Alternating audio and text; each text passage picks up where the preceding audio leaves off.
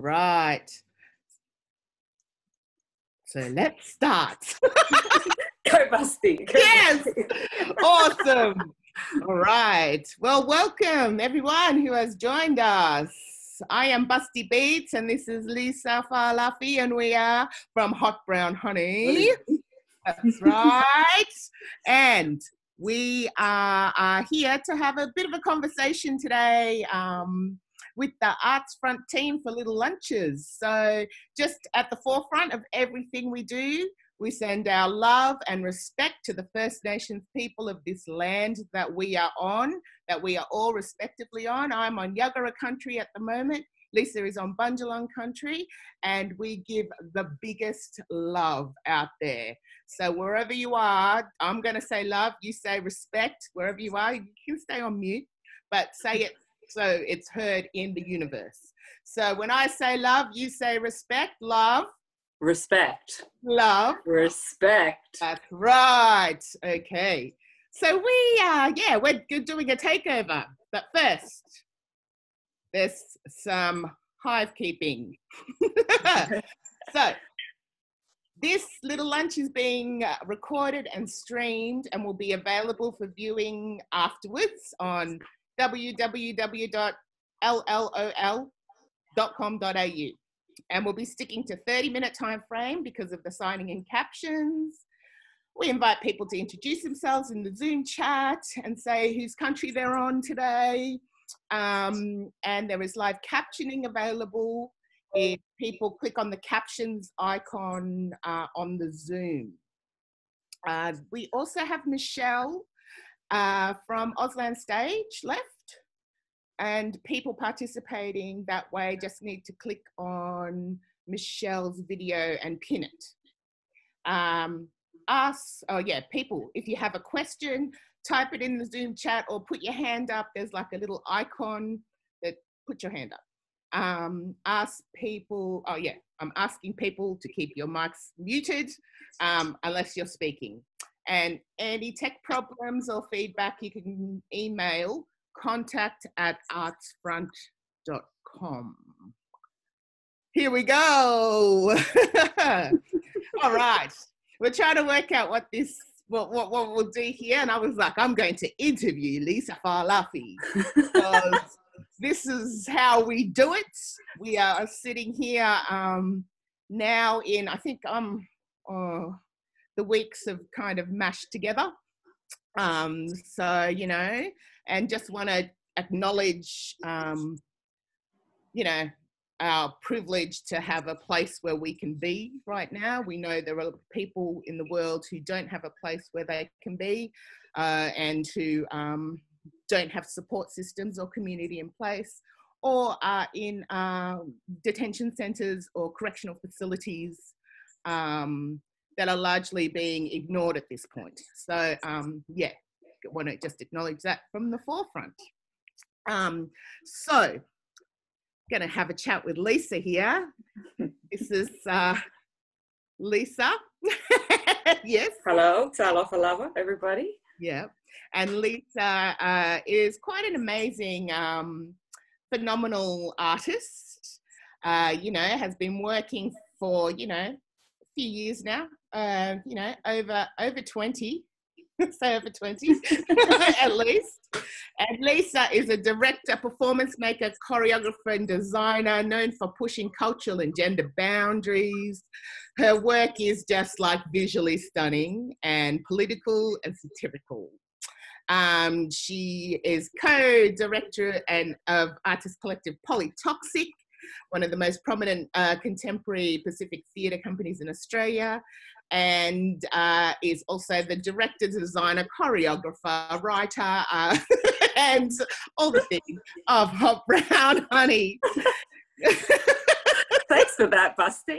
That's all right. I much prefer someone else to do it. So yeah, thanks. Yeah. I'm good at the hype. Yeah.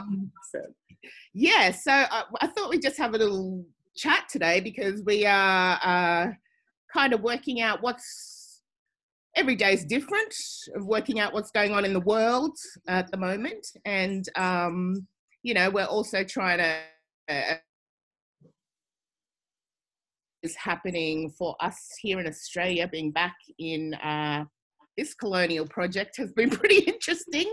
We were about to go on tour for a really quite a large number of weeks overseas and meet up with our FAMs overseas in the UK and on the unceded territories known as Canada. And we were also going to do some international collaborations over there with young women of colour. So that's kind of all off the table at the moment. You know, we're still in contact big time. But yeah, so I just thought I'd see how you're going at the moment, Lisa. How am I going? Oh gosh.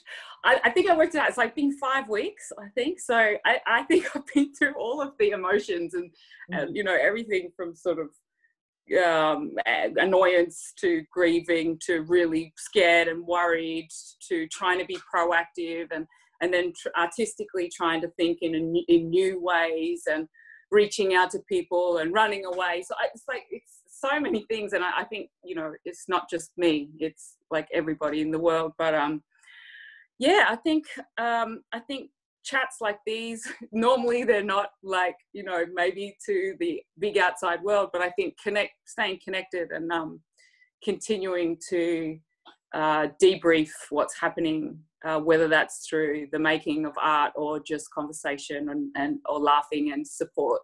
But yeah, it's a strange time. I'm busying myself with different types of artistic projects, like panels, for instance, like this, or collaborating via just sharing of ideas.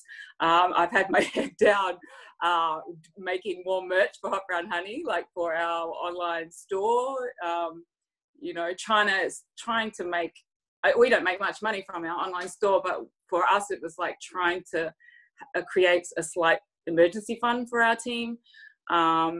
So yeah, doing that, you know, connecting back with old drawing skills and, you know, just trying to keep family safe. Yeah, that's right. And we've also, just a shout out to Deb from Sisters Inside as well. We've been seeing some really great actions coming into play.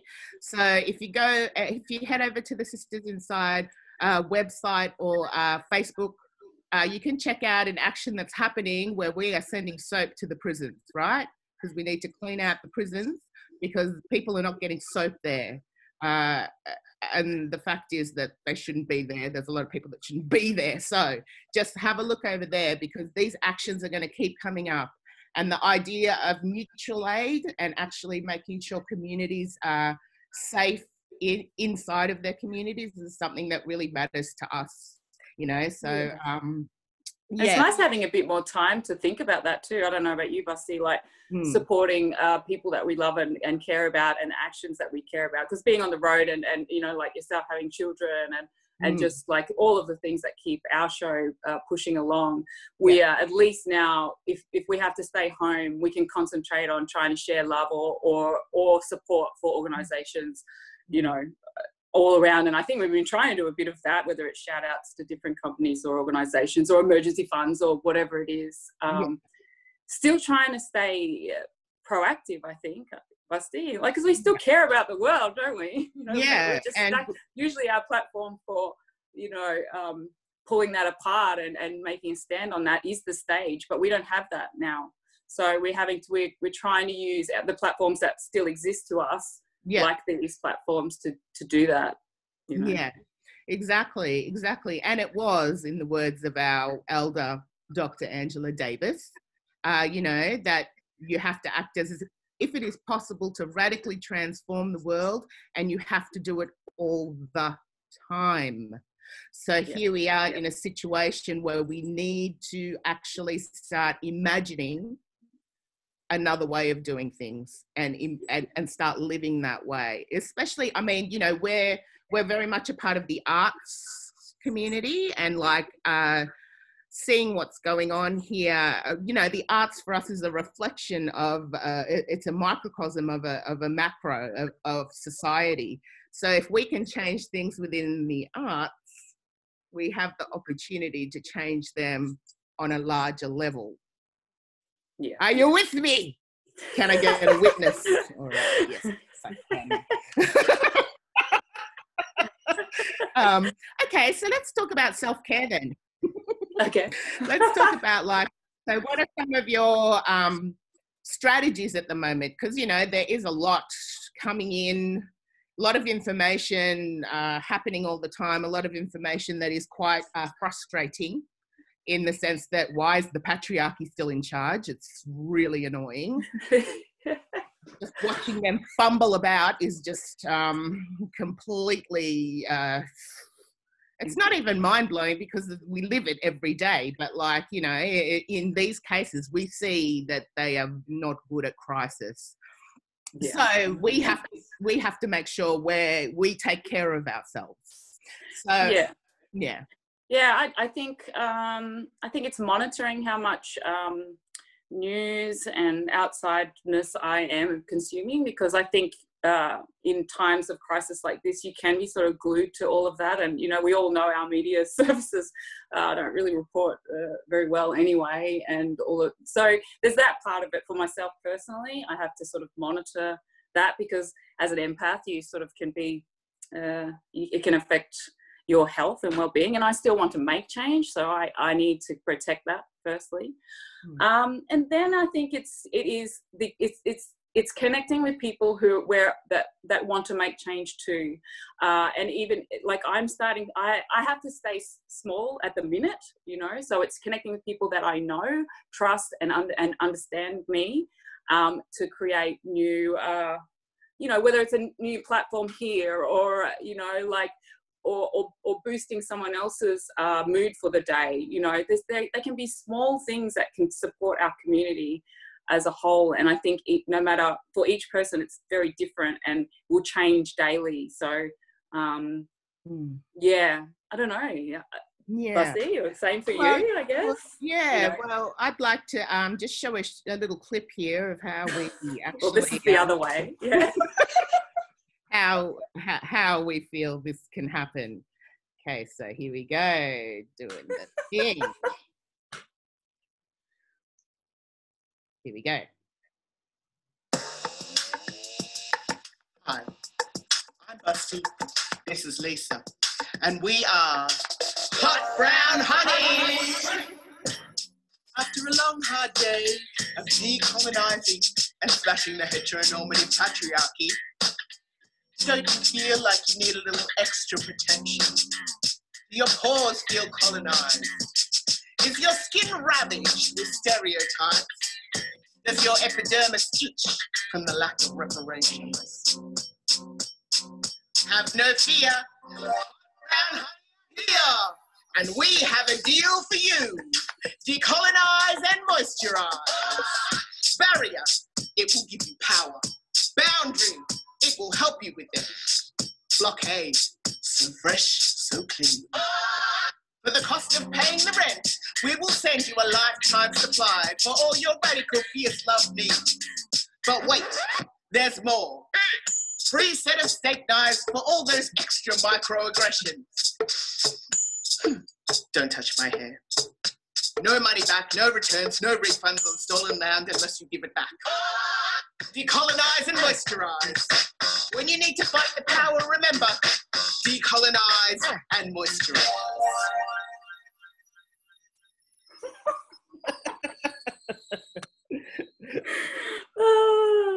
Yes. I think that partly sums up how we are as people, Rusty, like using humor and using, being able to laugh together to get through a lot of this. It's nice to see that again. Yes, that's right. Because, we definitely feel that humor and ridicule is actually a huge tool that we can use to take down, overthrow. So, just another thing, like we basically have, oh, hello everyone. Look, I'm just reading the chats. Yes, that's right. Love you all. Yes. We actually have a project called Hive City Legacy, where we work with young women, matriarchs in training, across the world. So we've had the opportunity to talk to them. The first project was in London. So we've hooked up with them over the Zoom to see how things are going over there.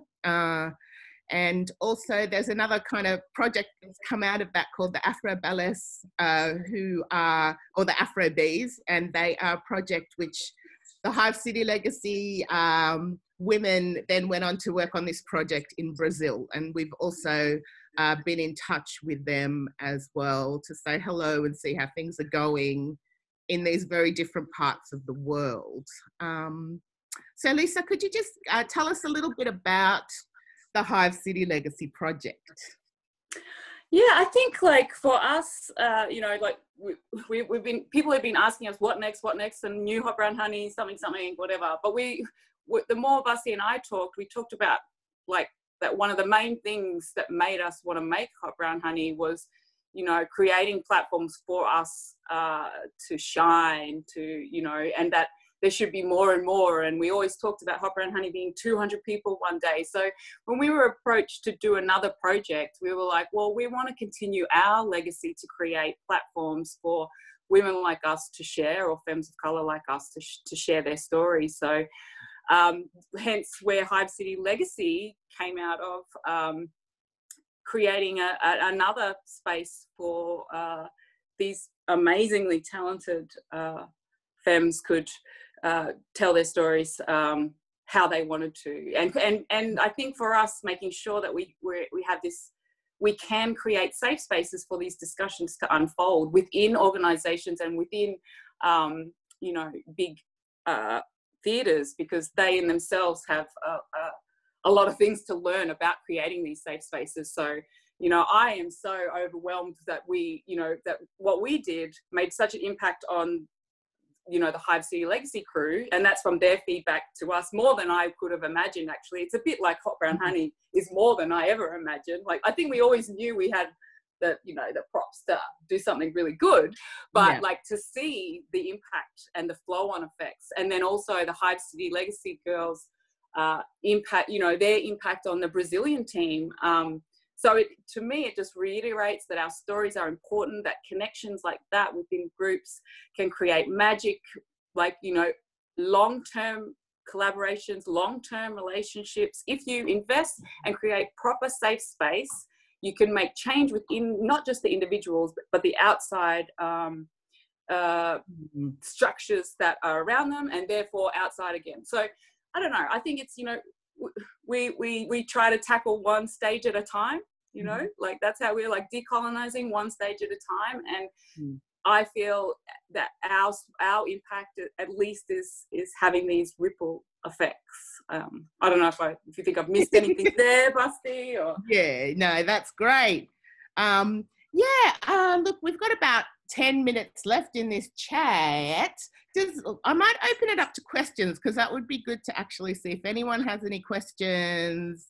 If anyone just wants to say hi, ooh, hey, yes. Let's just see. Okay, we've got one here. What can we do right now to help independent artists right now? Right now. Money. No.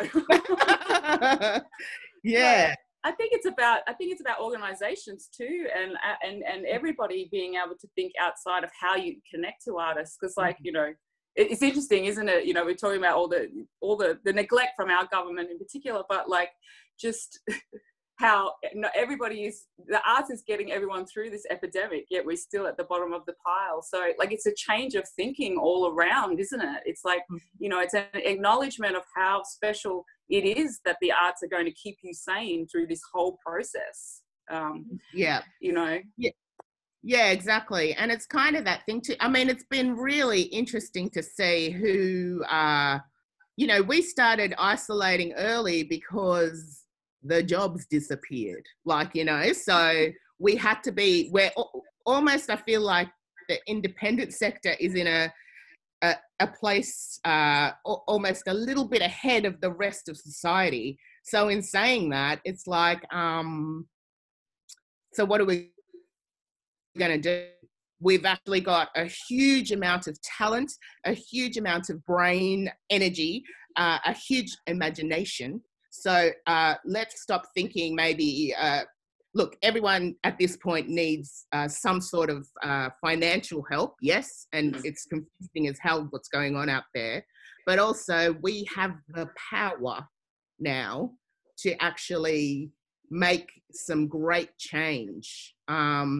You know, whether it be like for us with Hot Brown Honey, we make sure we try and signal those organizations doing things, those artists doing things. We try and make sure that we are very clear, especially with our social media, like we are not interested in going back to how it was. So how are we going to imagine how it is going to be? You know? Yes, I'll just have a look here. Yes, Pippa, like, yeah, there've been many of these calls. First time anyone talking about system change. Can you talk about the opportunity of that change now? Yeah, systematic change is absolutely necessary. Like I said before, if we can do this in the micro that is the arts, we're like, you know what? The arts has the capacity to change culture. So we are in a position to change culture, but we have to do it. And it's not like this, we're all in this together stuff, because look, we're not. We know the inequalities are so massive. Firstly, let's talk about First Nation led in the arts, which is very, very not there. Like, that's the first point of call. Then we need to like get everyone out that's in at the moment, because they are not doing any, like, you know, it's the small companies that I see that are doing stuff. There's, you know, even our lighting designer started something called People Powered, which is like bringing together people from events and the medical profession to go, what can we do to actually help? We have lateral thinking going on. How can we be a part of actually helping in this situation? As opposed and to the structure should be a bit fearful, because look, we have a bit of time to be thinking. Yeah. It's like, you know, we have time to like think of strategies to really make a paradigm shift. And why the hell not? We want it very badly, and we're going to try to convince everybody to come with us through our books, through our music, through our FaceTimes, through our, so, I think the structure should be worried that we are rising again, and we have time to think about how we're going to bloody do that. So, yeah. And that's, and we've got here, yes, Diversity Arts is doing some stuff, stories from the future. There's some really great stuff and advocacy going on. I'm seeing who's advocating, by the way. I can see who's doing what. And I'm taking notes, right? If you're not doing stuff, I will find you and put you on the list. Busty's blacklist. Busty's whitelist, I should say. But like, it is that kind of idea, and we need to learn. We need to look, why aren't we connecting with those organizations that are already doing stuff? And I'll bring up, because Deb's here, I'm going to bring up Sisters Inside again, because we need to be connecting in and going, right, we already know that Sisters Inside know how to organize. They know how to pull stuff together. We need to bring our skills and push them, and go, right, why isn't there a massive campaign at the moment going, okay, like, these are the steps, people. These are the steps. We actually all know what the steps, Yeah, we do need to overthrow capitalism. That's the system change we need. Correct.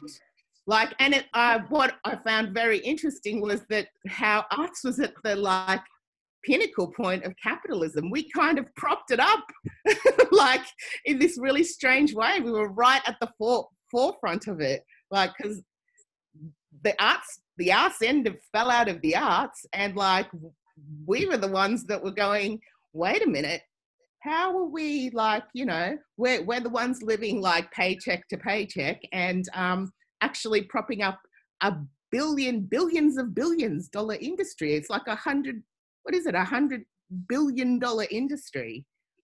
So, you know, I do kind of see that money's there.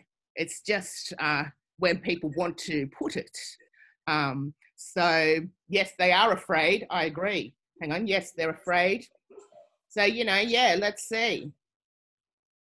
What about, we need to have the courage, yes, to take steps, not just talk about it. We must speak truth to power. That is absolutely correct. So we have to do it. Like, I mean, as artists, we already put ourselves out there. So I don't see what the difference is here. Like, we already are doing it. Like, suddenly everyone got real fearful. I'm like, why are we so afraid? And I know it's about putting food on the table, but we have always been in a position where that can be sketchy at times. Yeah. You're working. Yes, blacklist those people. The articles will be coming out, I tell you right now. Yes. Thank you. Yes, these are great comments. Yeah, so, you know, even with the law, that's right, the laws are changing rapidly, you know, under this banner. Yeah, we're seeing these laws change. We're also like have people who already have felt this before, once again, with our First Nations, with our family. So, you know, there's a lot we could be learning at this point as a society of what the peeps have gone through already. Yes, awesome. Yeah. What advocacy would you be doing around these digital things? That's a really good question around, there's like, yeah, the data privacy stuff, turn it off. Yeah, the laws are likely to impact lower socioeconomic, Indigenous more than others. What advocacy would you be doing around the digital things? That's an interesting one too. And just from an arts perspective, it is about that thing too. We're putting a lot of stuff online, a lot of art online at the moment, and there's no, we're not asking some questions about that. So that's kind of something that needs to happen, especially around privacy. And we know that these laws are not going to be right, but we have art to get information out there, make videos, make posters. Like, you know, that's how it's always been with social movements. There's an artistic movement that is a part of that, and that's what's happening now. Yeah. Oh, we got a couple of minutes left. Lisa, do you want to say anything? Oh, I just, you know, look, you know, it's been great having everybody in our lounge room, which is our normal discussions on a daily basis between Busty and myself. So, yeah. Yeah, I think, I don't know, my note to everyone is, you know, whatever part of it, whichever feeling you're feeling each day, it's right. Like, if you can, if you're in a privileged position to strive for some, you know, actual change, then please do so. There are people like us all around the country. There are organizations that need help, need voices, even if it's you sharing something on your freaking Instagram, whatever it is. Like, you know, there are small things that you can do to help shift away from, you know, like Busty said, we do not want to return to what it was. We need a new normal after this. We need a new, like, we can see now that what it's like when we do support our most vulnerable, and that we can actually afford it, and we can do this and do that. So look, I just want everyone to take this time to really think about what the world is that we want to walk back into, and what are you going to do to make sure that happens. Yeah. And that's it. It's time to just think big. Imagine how we want it to be, and then we're going to make it that way. I mean, that's how Hot Brown Honey started.